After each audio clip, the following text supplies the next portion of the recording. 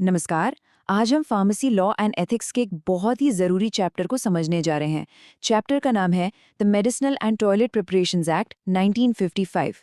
तो इस लेक्चर में हम देखेंगे कि यह एक्ट क्यों बनाया गया, इसके ज़रूरी डेफिनेशंस क्या हैं, मैन्युफैक्चरिंग के दो तरीके यानी इनबाउंड और आउटसाइड बाउंड क्या होते हैं, और आखिर में हम देखेंगे कि अगर कोई इन नियमों को नहीं मानता है तो उसके लिए क्या सज़ा है। तो चलिए शुरू करते हैं। तो पहली लाइन है, This act was passed in 1955 regarding the collection of tax and excise duties on medicinal and toilet preparations having alcohol, narcotic drugs or narcotics. इसका मतलब क्या है? देखिए, ये एक्ट 1955 में पास किया गया था और इसका मुख्य उद्देश्य था टैक्स वसूलना। कौन सा टैक्स? Excise duty. किस पर? उन दवाइयों पर और टॉयलेट प्रिपरेशंस यानी कॉस्मेटिक्स पर जिनमें अल्कोहल, नार्कोटिक ड्रग्स या कोई भी नशीला पदार्थ मौजूद हो। अगली लाइन है, the corresponding rules to the act were passed in 1956। ये समझना बहुत आसान है। एक्ट 1955 में आया जो एक तरह का फ्रेमवर्क था, लेकिन उस एक्ट को लागू कैसे करना है, उसके जो डिटेल नियम कानून थे वो ठीक एक साल बाद 1956 में पास किए गए। अच्छा, अब एक्ट में आगे बढ़ने से पहले कुछ ज़रूरी डेफिनेशंस को समझना बहुत ज़रूरी है। चलिए एक एक करके देखते हैं। पहला है अल्कोहल। इसका कैविएट कहता है, alcohol is ethyl alcohol of any concentration and purity having the chemical composition C2H5OH। तो इसका मतलब ये है कि इस एक्ट के लिए जब भी हम अल्कोहल शब्द का इस्तेमाल करेंगे तो उसका मतलब सिर्फ और सिर्फ एथिल अल्कोहल होगा, जिसका केमिकल फॉर्मूला C2H5OH है। इससे कोई फर्क नहीं पड़ता कि उसकी कॉन्सेंट्रेशन या प्योरिटी कितनी है। जैसा कि आप स्क्रीन पर देख सकते हैं, ये इथेनॉल का केमिकल स्ट्रक्चर है। ठीक है। दूसरी डेफिनेशन है excise officer. It is an officer of the excise department of any state and includes any person empowered by the collecting government to exercise all or any of the powers of an excise officer under this act. तो excise officer कौन है? वो सिर्फ excise department का कोई officer नहीं है। सबसे जरूरी बात यह है कि सरकार किसी भी व्यक्ति को इस एक्ट के तहत एक्साइज ऑफिसर की शक्तियां दे सकती है और वो व्यक्ति भी एक्साइज ऑफिसर ही माना जाएगा। चलिए अब अगली डेफिनेशंस पर चलते हैं। नंबर 3 है medicinal preparation. Includes all drugs which are a prescription prepared for external and internal use of human beings or animals in treatment, reduction and prevention of disease in human beings or any others. Simple शब्दों में कोई भी दवा, चाहे वो इंसानों के लिए हो या जानवरों के लिए, चाहे वो बाहर लगाने वाली हो जैसे कोई क्रीम या अंदर लेने वाली हो जैसे कोई सिरप, जो किसी बीमारी के इलाज या रोकथाम के लिए इस्तेमाल होती है, उसे मेडिसिनल प्रिपरेशन कहते हैं। Number 4, narcotic drugs. Those substances which are coca derivatives or opium or Indian hemp and shall include any other substance which produces in human beings dependence, tolerance and withdrawal syndrome. तो narcotic drugs वो पदार्थ हैं जैसे Coca, अफीम या भांग से बने हुए। इनकी खास पहचान ये है कि इनसे लत लग जाती है और अगर कोई इन्हें लेना बंद कर दे तो उसे विड्रॉवल सिंड्रोम के लक्षण दिखने लगते हैं। और आखिर में number 5, toilet preparation. This act was passed to collect tax and duties of excise imposed on medicinal and toilet preparations made up of alcohol and other narcotic drugs. तो इस एक्ट के हिसाब से टॉयलेट प्रिपरेशन मतलब cosmetic products, लेकिन जरूरी बात यह है कि उनमें अल्कोहल या कोई नार्कोटिक ड्रग मिला हो, और इन्हीं प्रोडक्ट्स पर टैक्स वसूलने के लिए ये पूरा एक्ट बनाया गया है।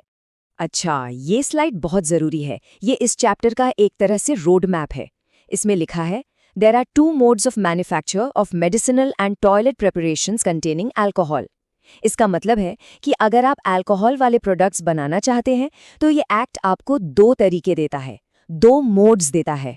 फ्लो चार्ट में देखते हैं। पहला है नंबर 1, मैन्युफैक्चर इन बॉन्ड, और इसके नीचे क्या लिखा है? Alcohol on which duty has not been paid shall be used under excise supervision. यहाँ नॉट शब्द पर ध्यान दीजिए। इन बॉन्ड का सीधा सा मतलब है कि आप ऐसा अल्कोहल इस्तेमाल कर रहे हैं जिस पर अभी तक सरकार का टैक्स यानी एक्साइज ड्यूटी नहीं चुकाई गई है, और क्योंकि टैक्स नहीं चुकाया गया है इसलिए ये पूरी प्रक्रिया सरकार की कड़ी निगरानी में होती है, जिसे एक्साइज सुपरविजन कहते हैं। अब दूसरा देखिए, नंबर 2, मैन्युफैक्चर आउटसाइड बॉन्ड। यहाँ लिखा है, only the alcohol on which duty has already been paid shall be used. यहाँ मामला बिल्कुल उल्टा है। आप वो अल्कोहल इस्तेमाल कर रहे हैं जिसका टैक्स आप सरकार को पहले ही दे चुके हैं। क्योंकि टैक्स भरा जा चुका है इसलिए यहाँ निगरानी के नियम अलग और थोड़े ढीले होते हैं। तो चलिए अगली स्लाइड्स में हम पहले इन बॉन्ड प्रोसेस को गहराई से समझेंगे। तो चलिए मैन्युफैक्चर इन बॉन्ड से शुरू करते हैं।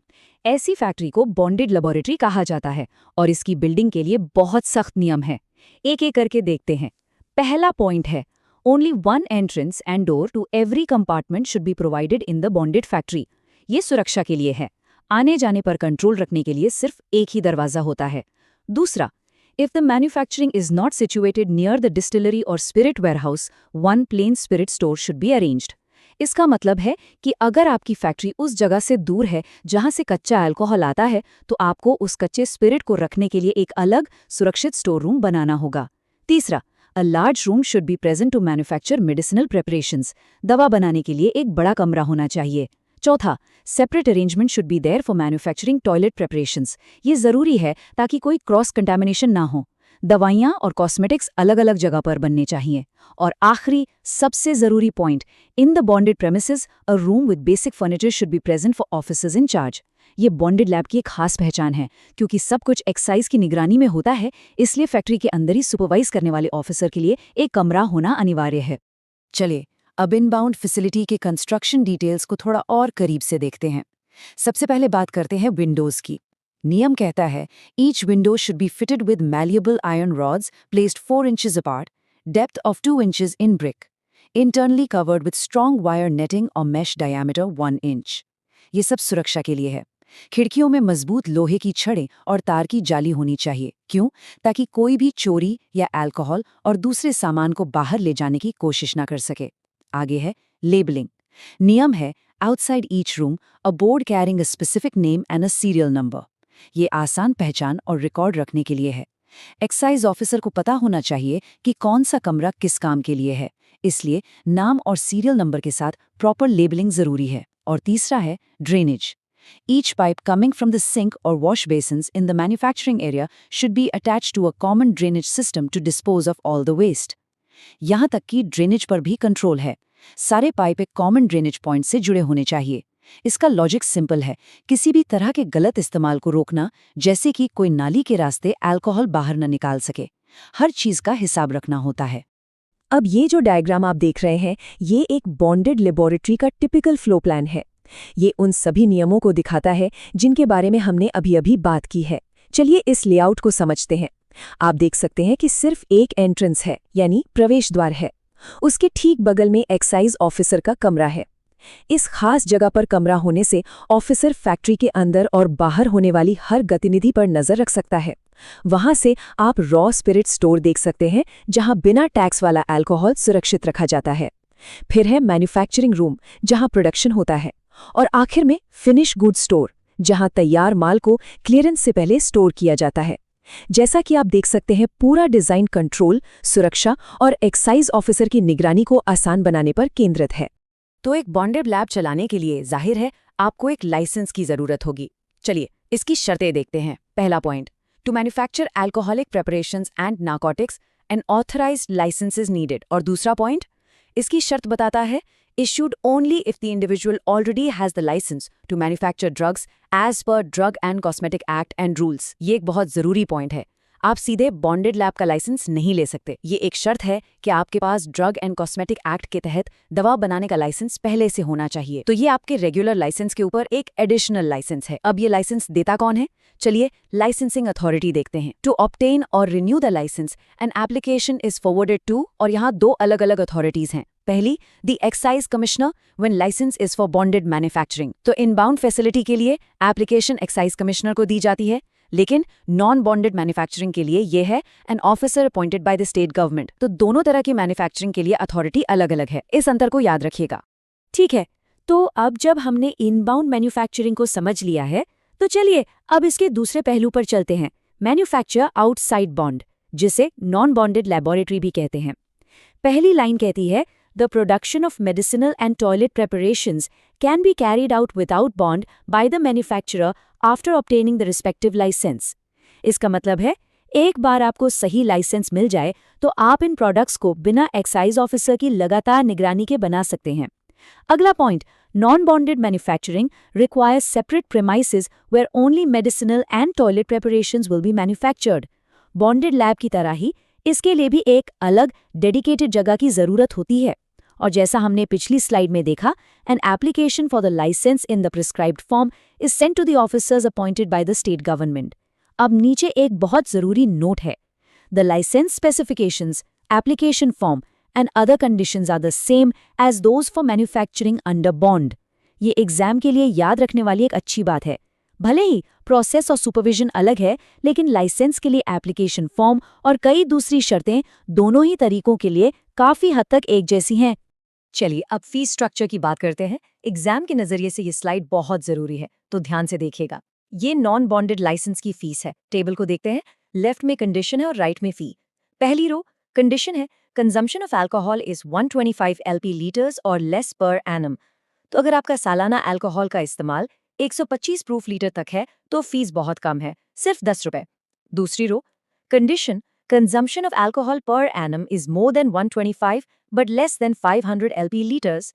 अगर आपका इस्तेमाल 125 और 500 लीटर के बीच है तो फीस बढ़कर 25 रुपए हो जाती है।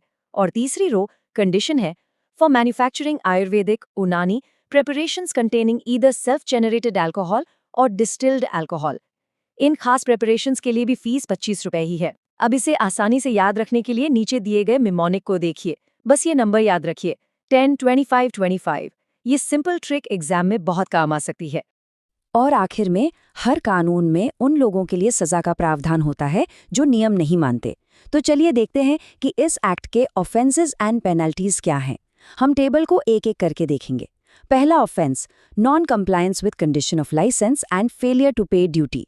मतलब अगर आप लाइसेंस की शर्तें तोड़ते हैं या टैक्स नहीं भरते, इसकी पेनल्टी है imprisonment for up to 6 months or fine up to 200 or both, यानी 6 महीने तक की जेल या जुर्माना या दोनों हो सकते हैं। दूसरा offence, failure of excise officer on duty. ये दिलचस्प है। अगर ऑफिसर भी अपना काम ठीक से नहीं करता है तो उसे भी सजा हो सकती है।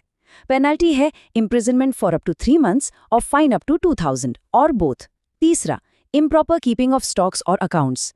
अगर आपका रिकॉर्ड कीपिंग सही नहीं है तो फाइन अप टू 100। चौथा, making fake entries or tearing pages from stock books. Record में हेरफेर करने पर भी फाइन अप टू 100। और आखिरी offence, failure to furnish proof of export within specified period.